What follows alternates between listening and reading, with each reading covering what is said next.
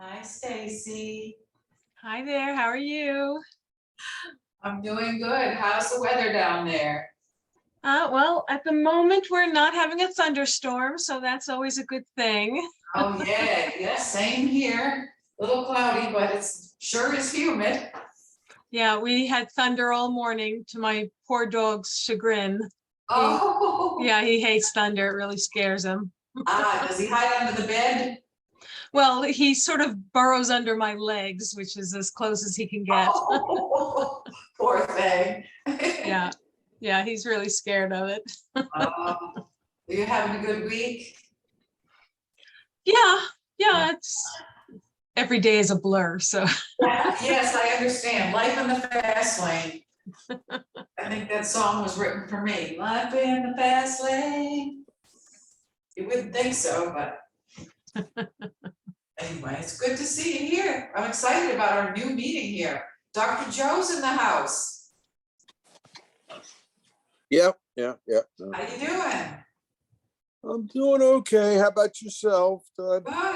Good. I meant to say hello to you last time I was at the synagogue, but you know, when you're talking to so many people at once, it's like, I saw you walk by and I'm like,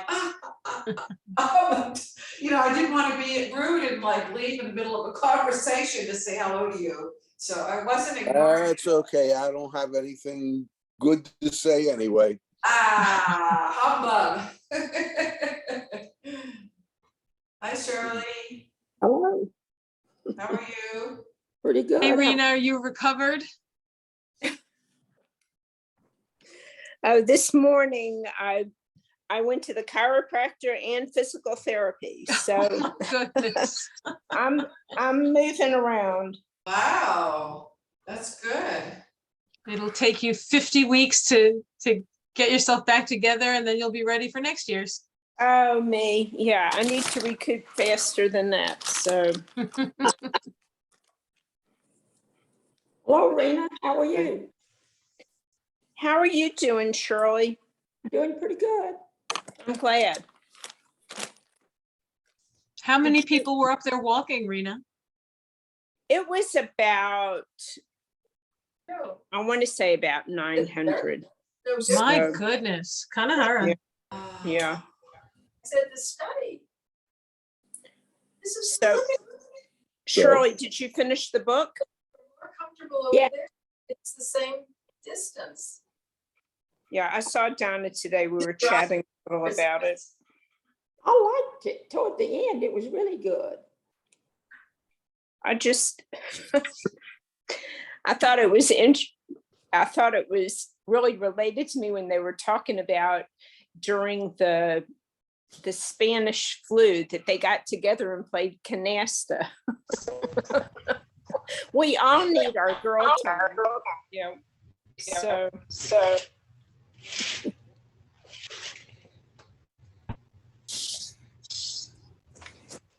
but yeah, I thought it was interesting. So I'm looking forward to the discussion.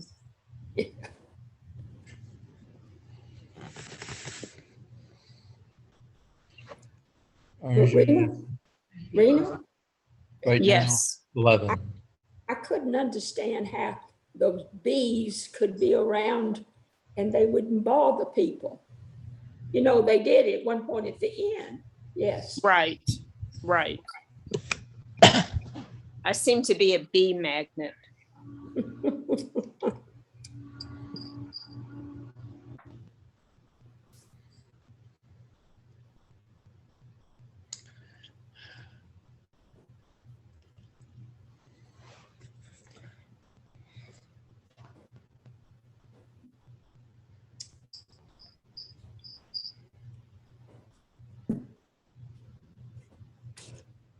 Hello, Maddie.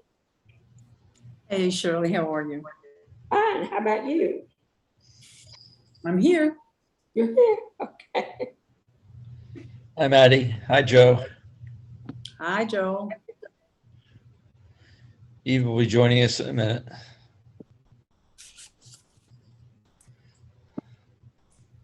Hi, everybody. Hello. Hello. How's everybody doing? Hey, Rabbi. Hello. Good. Hello, Rabbi. So nice to see some of our regular faces from the Wednesday Night Talmud group and some new faces who are joining us for the Machzor. And so glad to be able to learn with all of you. Let's unless anybody has anything to say before we get started, we could get started. Anybody? No? Good. Okay. Let us get started. So today, what we're going to do is we're going to start to explore the new Machzor. And this is going to be kind of a balance between looking at the new book that we have, and I'll be putting it up on the screen if you haven't been able to either purchase your copy or come in and get the copy that you purchased from the synagogue yet. And so I'll be able to show you the real pages that you'll see when you open up the book on the screen. I was able to get an electronic copy of it. But I also want to spend time kind of weaving in between that and a deeper understanding of the high holidays and the Machzor in general, and specifically by looking at one particular prayer. If you're going to stay with us past this one session, we're going to have 2 other sessions, and Rabbi Blessing's also going to have 2 sessions. So you could have a total of 5 sessions on the Machzor and deeper meaning of the prayer book for the high holidays and the high holidays in general. So you'll keep on the lookout for that, the e-blast and the website, and then I'll give you some information about that. If you were on my email that I sent out earlier, I think this morning, I gave an article from Rabbi Jonathan Sachs. And we're going to start by looking there. And if you didn't get it, just email me after our class today and I'll send you the article.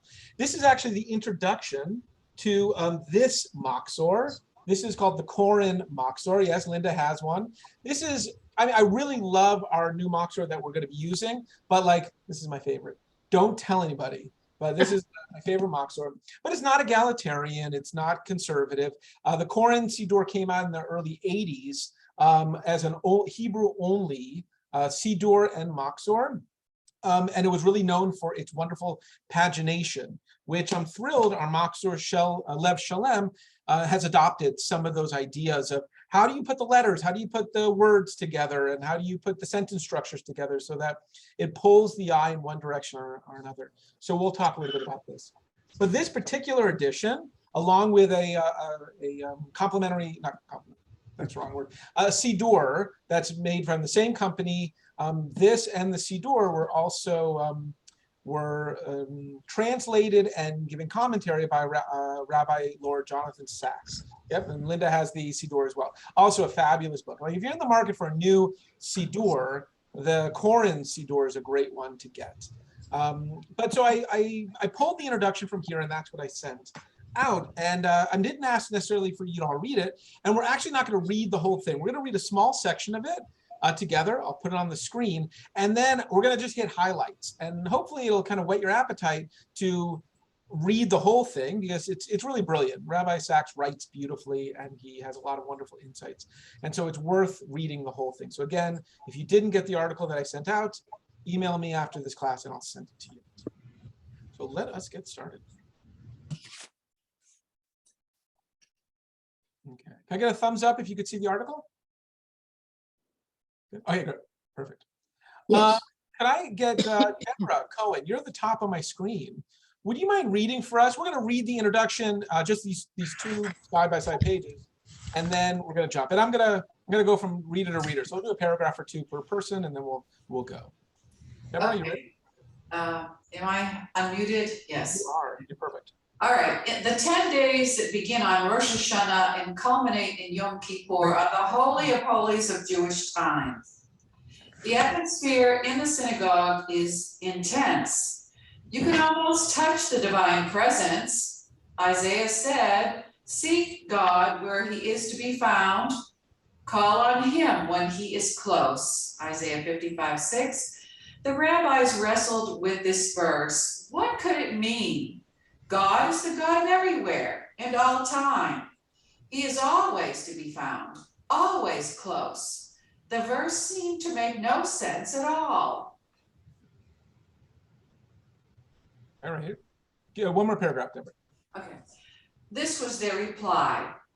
These are the 10 days of repentance between Rosh Hashanah and Yom Kippur, meaning God is always close to us, but we are not always close to him. He is always to be found, but we do not always seek him out. To sense the closeness of God needs some special effort on our part. To reach out to the infinite is finite space. To meet the eternal in the midst of time. To sense what ultimately lies beyond the senses requires a focus far beyond the ordinary. Okay, so before we go on, I just want to add two things to that piece. And this is something that I think the High Holidays has the ability to invoke in us. Because the High Holidays are really supposed to be transformational time. And the one is that often we talk about, like, we talk about, do I believe in God? Where is God? Where was God? We like to do that a lot, talk about different times in Jewish history and ask, where was God? But for the rabbis, the idea of we are not present for God, or we have pushed God out, is really something that is high on their mind. It's not something that I find a lot of us moderns consider. I think a lot of us like to play that game of like, God is not to be found, God is nowhere. And we talk about, do I believe in God? And those are all distancing questions. Those are all questions in which we're sort of seeking, but we're not. Like if we truly believe that God is everywhere, then why would we ever say, where was God? Or why would we say, do I believe in God? If you say God is everywhere, then you believe and that God is present. There's also a really great insight that the Zohar, one of the central texts of Jewish wisdom, gives, where it looks at the banishment of Adam and Eve from the garden. And it looks at the line that is said about that banishment. Remember, they ate from the tree. They thought they were naked. They saw that they were naked. They hid from God. God said, "What you do?" They said, "The snake." And next thing God made clothes for them. And then finally, it says that God banished them from the garden and put a seraph with a fiery sword. Like that's kind of how the story is imagined. And the Zohar, in the same line that Rabbi Sachs is bringing up here, the same idea, is that the Zohar reads that verse, Vayigaresh et Adam, that he was driven out, Vayigaresh, he was driven out, et Adam, the man. And the Zohar says, you're reading that wrong, because the word Vayigaresh, to drive out, et Adam, et is a special name for God. And instead of looking at it as saying the man, instead say, Yigaresh, he drove out, et God, the man, meaning, to make it in English, the man drove God out. And so it's really twisting a lot of the ideas that we take for granted when we talk about that particular story and other ways of spirituality, that we are actually in this place, and our rabbis were very sensitive to this, that we actually do things to push God away. It isn't that God doesn't want to be with us, it's that we actually don't want to be with God. And so the High Holidays, as Rabbi Sachs is trying to allude to, is a time in which we are able to get close to God. It's one of the reasons we use the word tshuva, right? What does tshuva mean? We often say repentance, but that's not what tshuva means. Tshuva means to turn, as in to turn around. And so often we're walking away from God, and tshuva on the High Holidays is for us to turn around and start walking towards God. Okay, Deborah, thank you. You did a beautiful job. Shirley Mintz, could you read for us? It needs a drama of holiness. It needs a drama of holiness enacted in our holiest place, the synagogue, at the holiest of times, Yamin Norim, the days of awe. To begin, it needs a sound, the shofar, so piercing and strange that it wakes us out of everyday consciousness to an awareness of being present at something vast and momentous. We need to come close to God for God to feel close to us. That is what happens on the 10 days of repentance, and it begins on Rosh Hashanah. One more paragraph, please, Shirley. You're doing beautifully. It is as if the world has become a courtroom. God himself is the judge. The shofar announces that the court is in session, and we are on trial, giving an account of our lives. Properly entered into, this is a potentially life-changing experience. It forces us to ask the most fateful question we will ever ask. Who am I? Why am I here? How shall I live? How have I lived until now? How have I used God's greatest gift, time? Who have I wronged, and how can I put it right? Where have I failed, and how shall I overcome my failures? What is broken in my life and needs mending? What chapter will I write in the book of life, the unexamined life? A philosopher said, it is not worth living. No one who has genuinely experienced Rosh Hashanah and Yom Kippur lives an unexplained life, unexamined life. So let me pause here, because we have a little bit more to read on this place. What's coming to your mind? What's coming into your heart right now as you hear those words, as Rabbi Sachs kind of sets the stage for the high holidays? First question is, have you always felt that this is what the high holidays represented to you? Maddie, please. I don't have an answer to your question. I have a question for you. Perfect. The letter the introduction and letter from Rabbi Jonathan Sachs that we are reading, is that supposedly the introduction to the new Machzor? No, this is the introduction to a different Machzor. The introduction of our Machzor, Machzor Shalev, does a beautiful job of laying out what that Machzor does. Yes, Rabbi Sachs is doing. I have it, and it didn't make sense to me, so I'll be happy to go on now. If you're going to be around, Do you have any other questions? No? Any other? Does this bring up any other thoughts or reflections with you? I think it's exciting to think about the possibility of getting closer to God. And I just love that you're introducing us with this text, because I don't hear enough conversation about how to get closer to God. And I almost think it takes courage on your part to even say this. No, I appreciate. Thank you. I didn't think of courage, but I appreciate that, Deborah. Thank you. What else? Is this surprising anybody? Reading this, is this like kind of making you think of the high holidays in a different way than you might have before?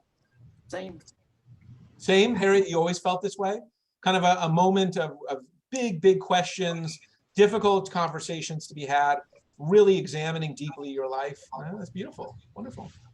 Okay, anybody else? Any other thoughts? Well, to me, it's a reflection, and that's what the high holidays have always meant. Okay, wonderful.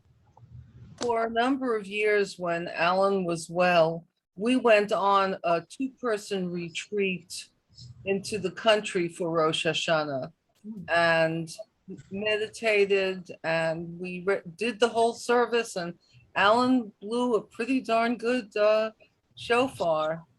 And it was a very serious time for turning. So I miss being able to do that. Especially with him, no doubt. Other thoughts? No, I think for me, Rabbi, this is it's a good primer for because this will really be my first Rosh Hashanah since I was a child, where all I remember was you don't go to school today and you're not watching TV. And that's all my context really was. So well, all those things still stand, Ryan. You're not changing any of that. So there's an added element, and I love the reflections that you're all given. But one of the things that Rabbi Sachs is really trying to bring out, and we're actually going to see this in some of the texts we're going to study, is that there has to, with the reflection, with the work that is done, there is an emotional component that we're trying to set, that the Machzor is trying to set for us. And the question that I want us to be thinking about as we continue reading, and then when we eventually get into the Machzor in just a few minutes, to be wondering is, what emotion does the book want us to have? When we enter the synagogue, are we supposed to be joyful? Are we supposed to be fearful? Are we supposed to be happy? Are we supposed to be mellow and contemplative? And in some ways, I want us to set that so that when the book starts to take a hold of us and have effect with us, we can lean into it rather than find the kind of the dissonance. We want to be joyful. Linda, you want to say? All of it? No, AWE, awe. Yeah, awe. Yeah. No, that's a real big thing. You know, the champion of that in theology is Rabbi Abraham Joshua Heschel. You know, he really was the one who championed that concept of it, and it's something that I think a lot of us lack. You know, that real sense of awe, of looking out in the world and just being amazed at what's happening, and that we get time and we get life. Let's continue with Rabbi Sachs. I think he's going to touch on some of these, and then when we get into our other text, we'll see it in real time. Here we go. Okay, Maddie, will you take a paragraph for us? Start with these. Certainly. These are the days of reflection. See, I was ahead of the game. You were right on. Look at that. And introspection when we stand in conscious presence of infinity, knowing how short and vulnerable life really is, and how little time we have on earth. This can be and should be a life-changing experience. Unfortunately, it not always is. The prayers are long, some of them, especially the Piyutim, the liturgical poems with their elaborate acrostics and obscure wordplays, are hard to understand. Others use imagery that can seem remote. The central image of Rosh Hashanah is of God as king, enthroned in the seat of judgment. That image would once have been self-evident, but there are fewer kings today than there once were. And even in the monarchs that remain, the role of royalty is often more symbolic than judicial. The prayers we say on Rosh Hashanah span more than 30 centuries, and some need decoding if they are to speak to us today. One more paragraph. You're doing great. Yet Rosh Hashanah and Yom Kippur have retained an undiminished hold on the Jewish imagination. They remain days on which even Jews estranged from Judaism for much of the year come to synagogue, and the world's longest courtroom drama continues. The extended argument between God and his people about the fate of justice and the justice of fate that has been running since the day when Abraham first called God judge of all the earth. And that led Albert Einstein to speak about that almost fanatical love of justice that made him thank his stars that he was born a Jew. Okay, beautiful. Ryan Posner, will you read the last paragraph before we're going to, this one in this little line here? Yeah. No people has believed as lucidly as long as have Jews that life has a purpose, that this world is an arena of justice and human dignity, that we are, each of us, free and responsible, capable of shaping our lives in accordance with our highest ideals. We are here for a reason. We were created in love and forgiveness by the God of love and forgiveness who asks us to love and forgive. However many times we may have failed to live up to our aspirations, God always gives us the chance and the power to begin again. On Rosh Hashanah and Yom Kippur, the holiest days of a holy people, God summons us to greatness. I want in this introduction to tell the story of Rosh Hashanah and what it might mean for us. Okay, beautiful. There's a lot there, right? And you even see some of the question that I asked, what emotion should you be bringing to it, is starting to come out, right? There's not only are you contemplating your life and what you did wrong and what you might have done right, but you're also supposed to think of a courtroom drama that could bring some anxiety and some fear. You're supposed to reflect and say, well, what does my life mean and how long? And why do I even get this life that I have? And it's so short and I'm so vulnerable. All those could bring this really kind of wide array of emotions, very deep ones. What we're going to do next, and like I said, you either have this document or you'll email me and I'll send it to you. I'm going to just look at the headers of the next few sections just to kind of prompt us to be thinking of these things when it comes to some of the themes that you'll see in the Machzor and over the holidays. Of course, after each header, there's a long paragraph that explains deeper what it means. We're not going to look at that because we just don't have that time. So mystery is one. Mystery is something that should be evoked in the high holidays. Creation's anniversary, the anniversary of creation, should be something as well. That's brought up in the high holidays. The kingship of God, that God is being enthroned on that day, should be something that's evoked, and you should see it in the liturgy, and it should be something that's felt in the day. a coronation. It's not just that you're admitting that God is king, but you are actually involved in placing God in that throne, ruling throne, and that's purposeful. And you're actually part of that process. So coronation, not just that God is king, but that you are making God into sovereign on this day. Exile and return. We talked about being pushed away or about not being close to God. The ideas of being in exile and returning, whether it was self-imposed exile or something that was forced upon us, these are all some of the themes that you should see in the text. A grand renewal of our people, a grand renewal of our relationship with God, a grand renewal of ourselves. It's part of the transformational aspect of the holiday. Individual responsibility. This is actually a really interesting thing that happens on Yom Kippur, that it toggles between the individual and the collective responsibility. When we're doing the all hates and we're hitting our chest, we are admitting that we have done all these things, but we are doing it in the language of we. So it's not just me that did these things, these heinous acts, crimes against God, but that we as a community did them together. So it really is very, very powerful, this idea of individual responsibility. And then past, present, and future. It's really hard to get through the high holidays without thinking about your past, thinking about the present, thinking about the future. The texts, the Torah that we read, the Haftorah that we read, the prayers and books in them themselves, things like Yisker, the Martyrology, all those different parts of the book have us, transport through time. And it's not just looking in the past, it's also looking today and in the future, what tomorrow is going to look like for us. What are the things we did last year? What are the things we're doing now to make amends? So those are some of the themes you should be seeing when we explore the Machzor, when we're involved in these days. These are big issues, really, really big issues. So the last piece I wanted to go over is this long section in this introduction, which is Rabbi Sachs entitled, What Rosh Hashanah Says to Us. And once again, I did the homework, and so I highlighted in red just the thesis statement of each paragraph. But again, if you want to explore it a little bit more, then feel free to, on your own time, to read this whole introduction and those sections. You'll understand more where he's coming from when he says these things and what Rosh Hashanah is supposed to speak to us. The first thing, it tells us that life is short. The second thing is that life itself, each day, every breath we take is a gift. So we should treat it as such. Third thing is that we are free, right? Fourth, life is meaningful. Fifth, life is not easy.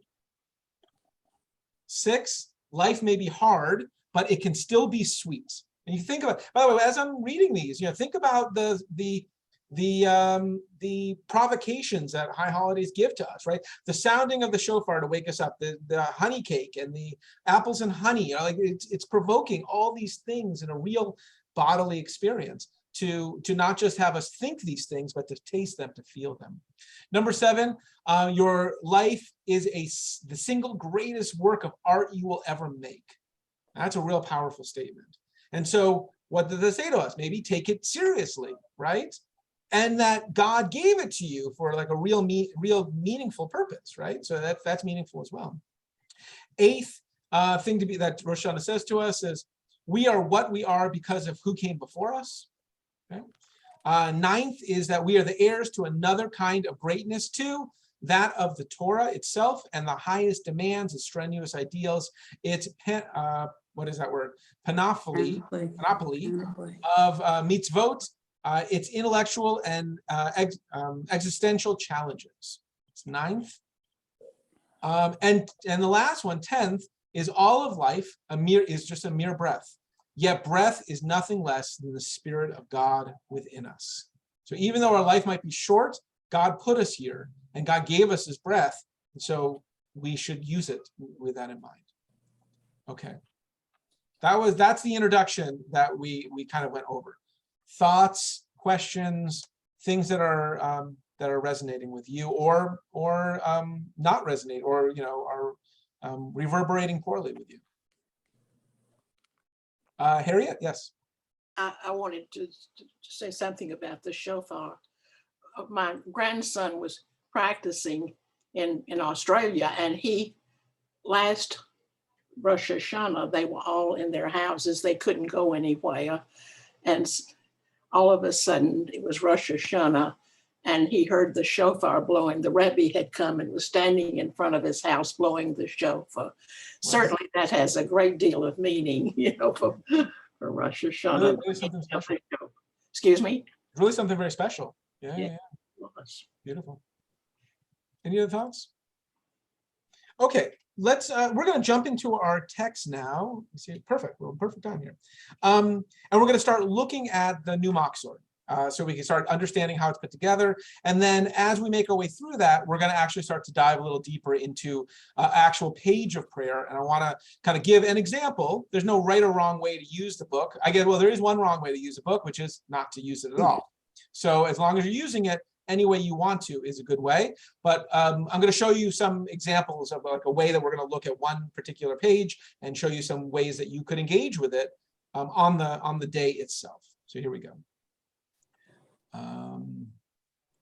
Just a second. Yeah.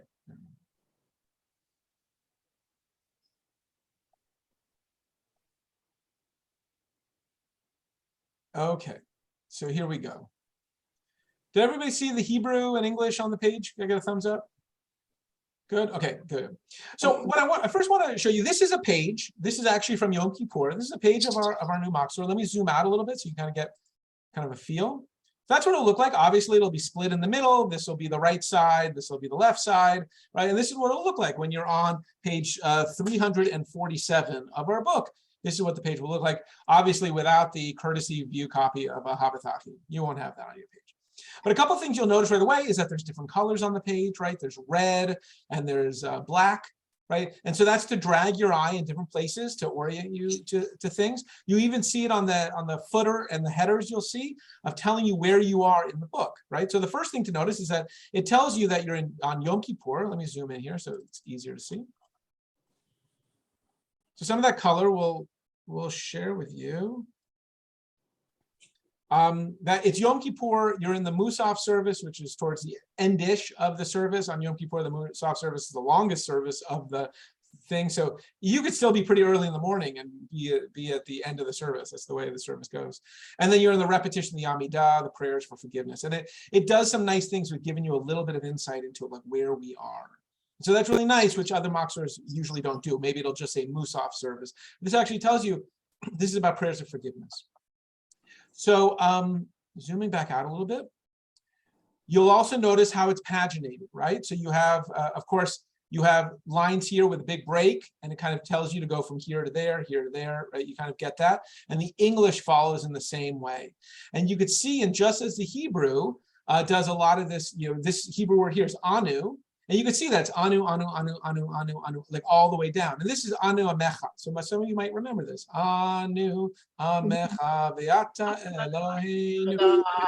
There you go, right? You can have a sing-along. This is awesome.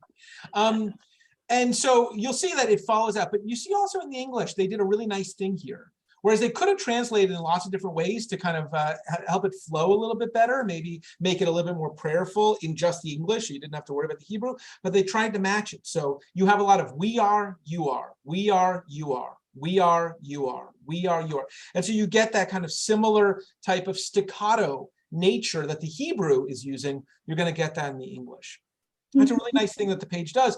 And then it also helps you that if you know if you have a full, like this is a full page of Hebrew and English, the nice thing about having this and this paginated, very similar to the way the English is that it really helps you to know where you are, right? If I'm in the Hebrew and I want to jump over and quickly take a look at the English, like my eye goes right there. I know kind of what's happening. I kind of instinctively know that this is the English for this. Okay, so like that's a really nice thing that they did with the pagination. The other thing that you'll find is that they have this book will have a lot more transliteration. So if you don't have Hebrew fluency, or if you feel that you're a little too slow with your Hebrew reading and you would like to be able to keep up with the singing, there's a really nice element here. I'll zoom in a little bit. The nice element here of that you have this transliteration of what we are reading in the Hebrew, and this will let you keep up and sing along if that's meaningful to you. Okay.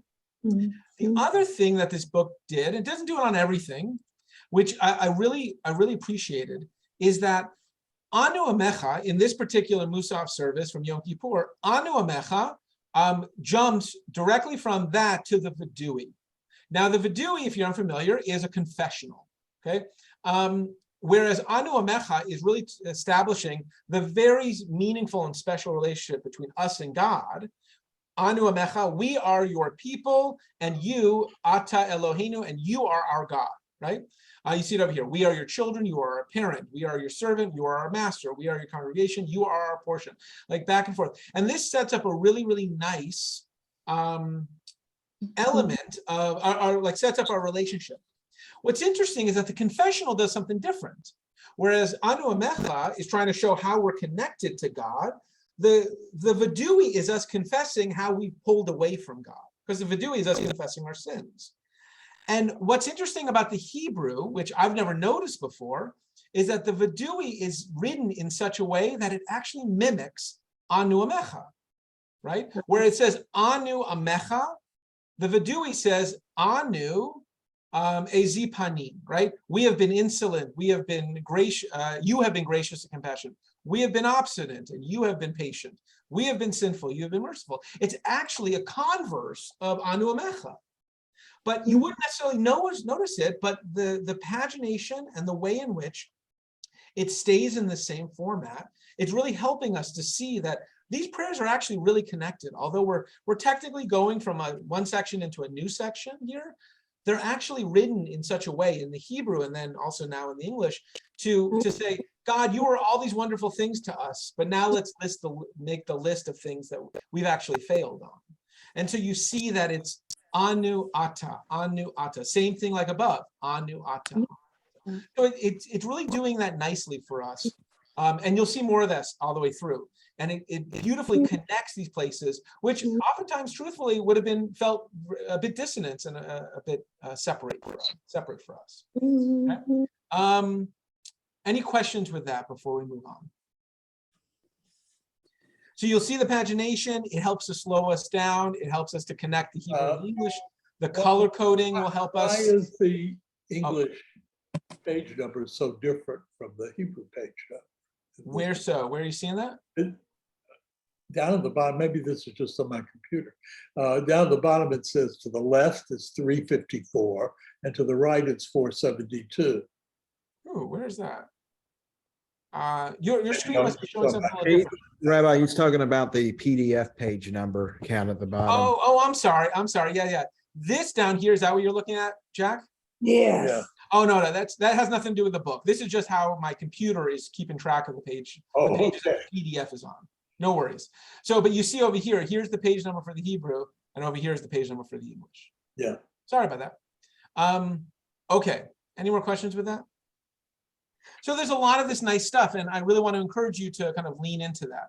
The other thing that this book does really well is that on the side here, you have commentary.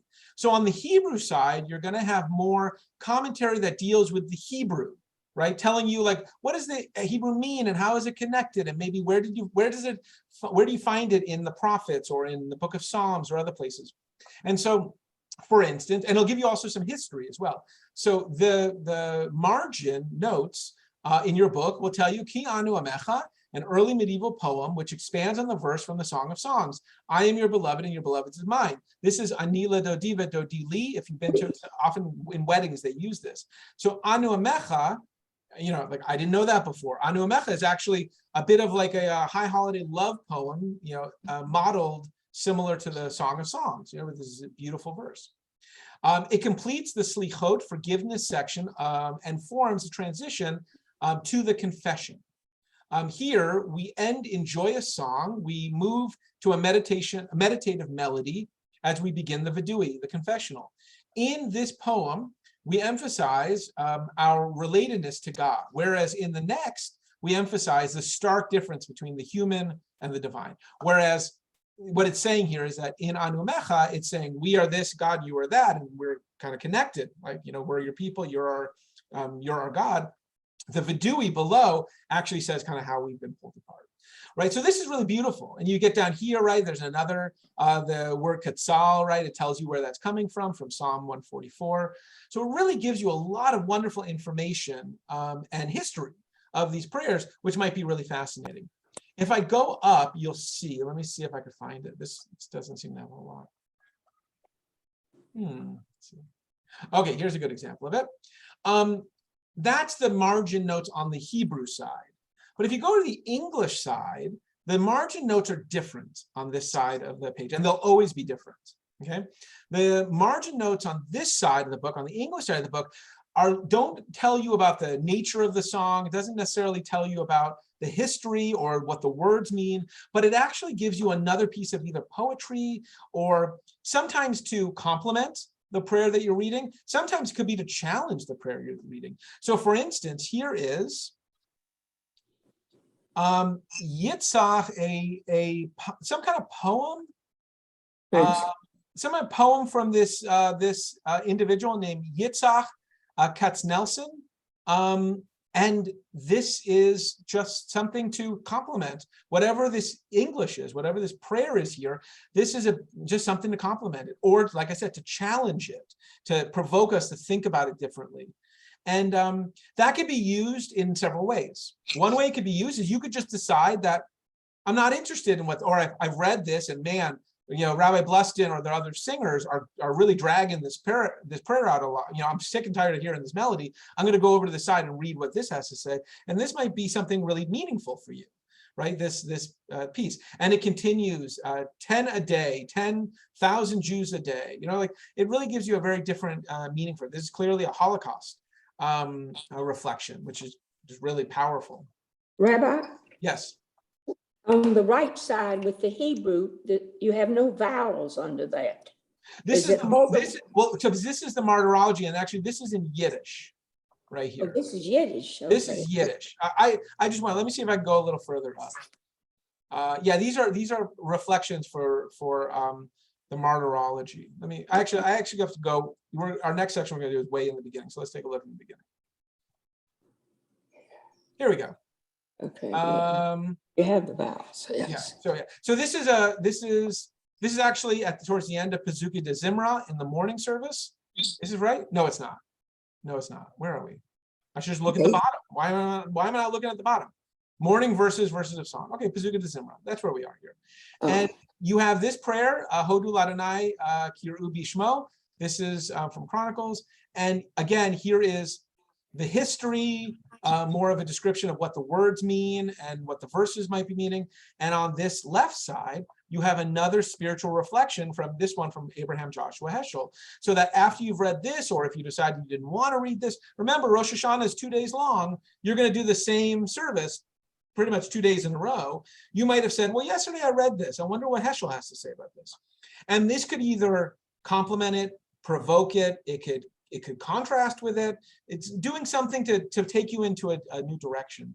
So I really want to encourage you to use this right side and this left side margins as a way to engage not just with your own mind and your own spirituality, but also with what's being said in the middle of the book. In these verses here, it has a lot to contribute. Okay, any questions? Okay, let us go up to, there we go. We're going to go up to what the text we're actually going to study right now in deeper form. Let me see. This is, I'm looking for page 13. Here we go. So on Rosh Hashanah evening, if you come to services in the evening, which I hope you all will, we do a Kiddush, we do a Amidah, standing devotional prayer, very similar to what we do, every Shabbat, every weekday of the week. We do it 3 times a day, 4 times on Shabbat. We do it 5 times on Yom Kippur. And this one starts off like many do, right? So I'll go to the very beginning. Baruch atah Adonai Eloheinu v'Elahei Avoteinu Elahei Abraham Elahei Yitzhak Elahei Yaakov, just like we normally do.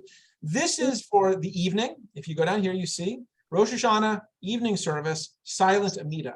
If you remember, at nighttime, we don't say the Amidah back. We don't say it out loud. We only say it privately. We don't say it out loud. And that, I could tell you why we do that at a different time. But here we have, so we say this silently and we read this. This is the first blessing, which talks about Abraham, Isaac, Jacob. If you do the matriarchs, Sarah, Rebecca, Rachel, and Leah, nicer than what we did before. If you remember from coming all the years in the old Machzor we had, if you wanted to add the matriarchs, you had to flip to the back of the book. Here, you don't need to do that. It's right next to each other, which I think is a nice addition. Again, right side commentary tells you a little bit about the Amida, why we do it, what it's all about. Left side, you get Isaac, Arama giving a beautiful kavanah here, a Hasidic teaching, right? This might deepen your prayer, your prayerful space and lead you. Also has some wonderful instruction up at the top, again, in a different color, so that you're not trying to read this in part of your prayers. You know that you just skip the different color. You just go, you focus on the black, and if you need some instruction, you just look at the red. All right, as you can see, this is a lot of wonderful commentary here. We get into the Givorot, the prayer about God bringing life to the dead and God's strength and power, right? We're familiar with this. All good, right? You could see that there's no transliteration. Why? This is a silent Amida. We don't say this out loud. We only say it quietly. So of course we don't need to have any, we could read this in English and it's perfectly legitimate. Again, lots of one word commentary on the right, meditation from the left. Here's what I wanted to focus on. When you get to the third paragraph of the Amidah, the third paragraph of the Amidah focuses on God's holiness. Right? And it says that, and this is what we usually read. And in any weekday, in the evening service of a weekday Amidah, we would read, actually, let me pull it up. Just give me 1 second, everybody. Sorry, there's one thing I forgot to bring.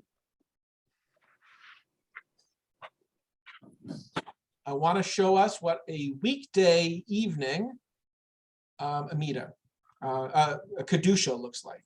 Because one of the really powerful pieces of the high holidays is how the high holiday, the Machzor, acts like an accordion, right? Whereas a weekday or on Shabbat or just any time during the year, our prayer service, believe it or not, even though it might seem long, is really quite condensed.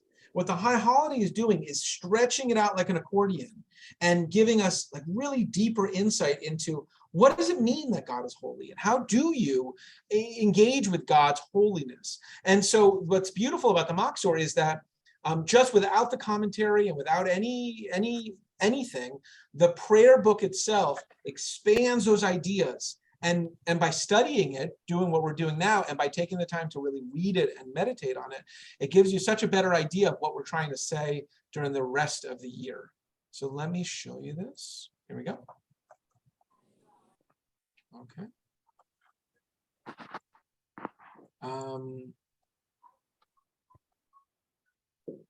So those of you who are used to coming on a weekday evening, you're probably familiar with this PDF. We use it now all the time online. Some of you might even be sick of it. Okay, and here we go. We get to the Amidah. Let me, all right, there we go. And all right, so what do we have here? We have, again, Baruch atah Adonai Eloheinu v'le'el v'teinu v'le'el Abraham v'le'el. And then we get Atagi bor le'olam Adonai. That's blessing number 2. And now we get down to blessing number 3. And this is the entire sentence, the entire part that talks about God's holiness during the weekday silent Amidah. Atah kadosh, you, God, are holy, v'shimcha kadosh, and your name is holy. Ukdoshim b'chol yom hallelujah, hallelujah, selah. Those who are holy, or those who establish its holiness each and every day, or there are those that establish their holiness, God's holiness each and every day. They say to you, hallelujah, they give you praise. Selah, blessed are you, God. Ha'el HaKadosh. Ha'el is one of the names of God. The El, God, the name of God, El, is the Holy One. Okay? And if you go to the English, let's see what how well I translated. Holy are you, and holy is your name. Holy are those who praise you each day. Praise are you, Adonai, holy God. I got about a 75% here. All right, so that's what I'll grade myself as. All right, that is the statement about holiness. Okay, let's go back and look at what Rosh Hashanah has us do. Okay, Ata kadosh, you are holy, v'shimcha kadosh, and your name is holy. Ukdoshim b'chol yom yihalalucha selah. Exactly what we say every single night of every week, Amidah, for the whole year, 365 days a year, right? But what happened to the bracha? What happened to the end, the Baruch Atah Adonai? Where did that go? Okay. And what we find is the entire, let me see if I can zoom out a little bit. The Machzor, it's all the way down here. Baruch Atah Adonai HaMelech HaKadosh. We'll talk about why the wording's a little bit different.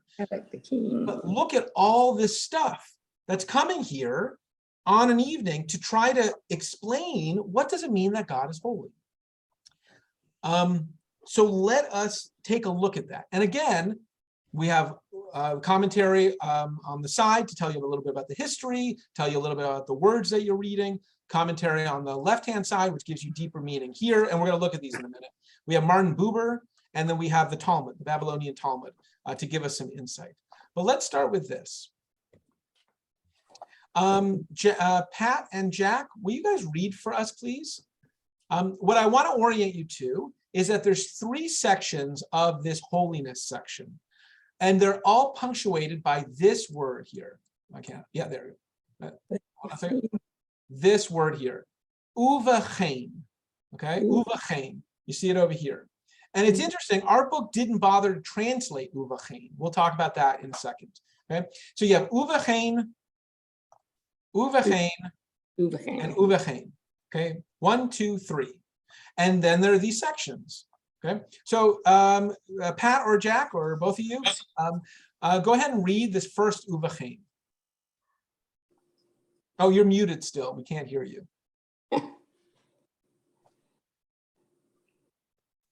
Adonai our God, instill your awe in all you have made, in fear of you and all you have created, so that all of you have fashioned, revere you, and all you have created bow in recognition, and all be bound together, carrying out your will wholeheartedly.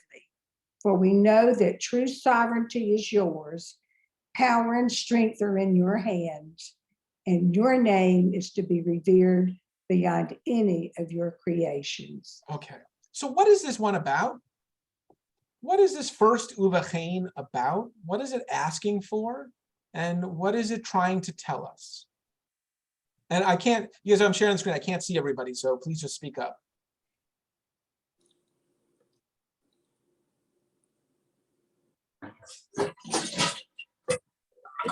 Acknowledging that God has created everything. Okay. And that God is the Malchut.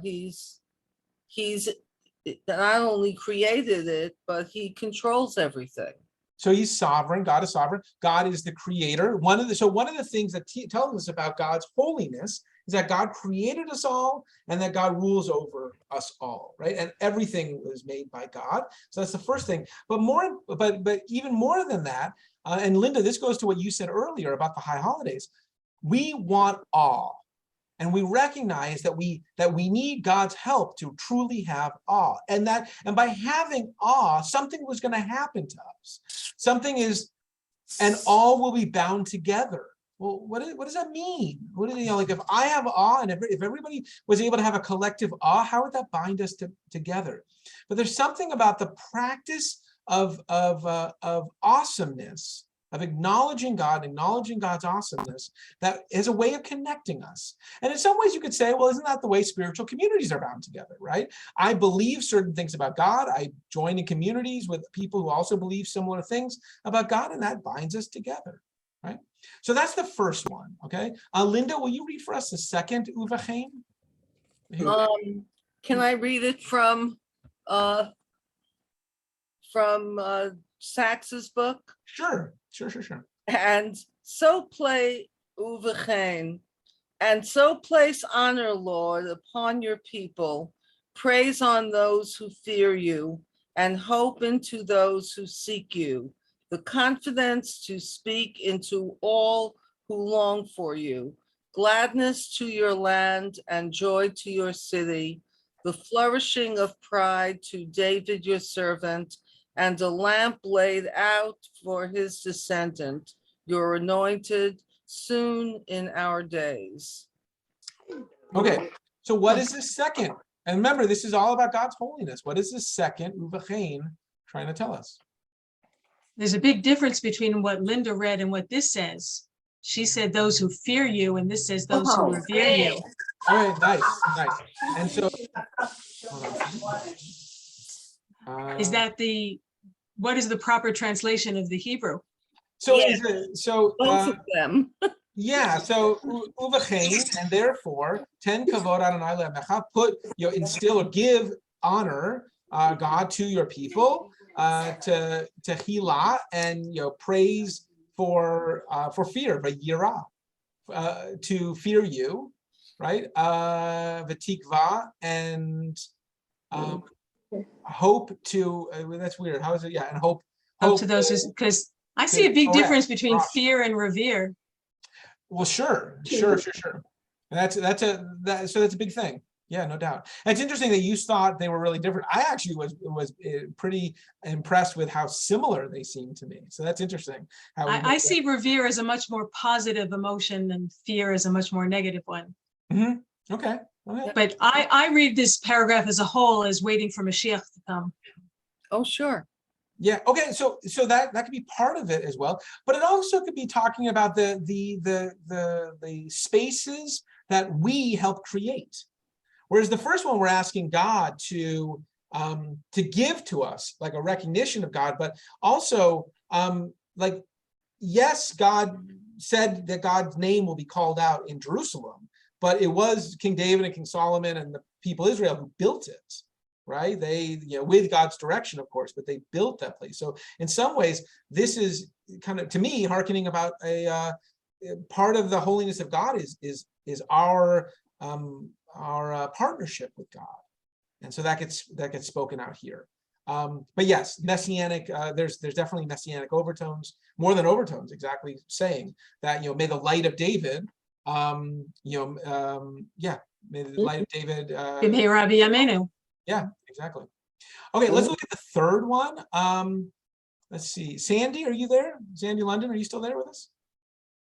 If you could unmute, I can't hear you.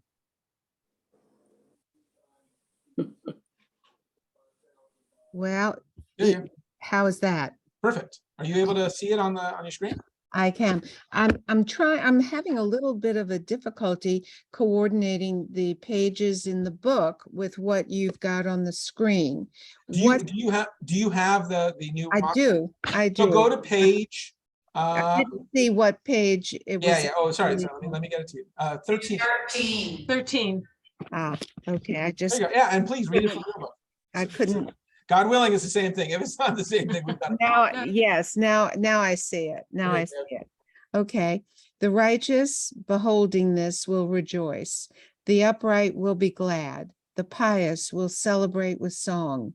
Evil will be silenced, and all wickedness will disappear like smoke when you remove the tyranny of arrogance from the earth. That's a very big, it's a very big thing. So it's actually very interesting. There's actually a really interesting switch. Let me see if we could illustrate it here. You have three uvacheins, right? First one, God, have awe of God. God, give us awe of you. Second one, God, bring your messianic redemption and promise to your people, to Jerusalem, stuff like that. So, and what you see is uvachen tain, okay, and therefore give, here awe. And therefore, uvachein 10, and therefore give kavod. But that's not what the third one says. It doesn't say give, it just says, because of the two that happened above, this will be the result.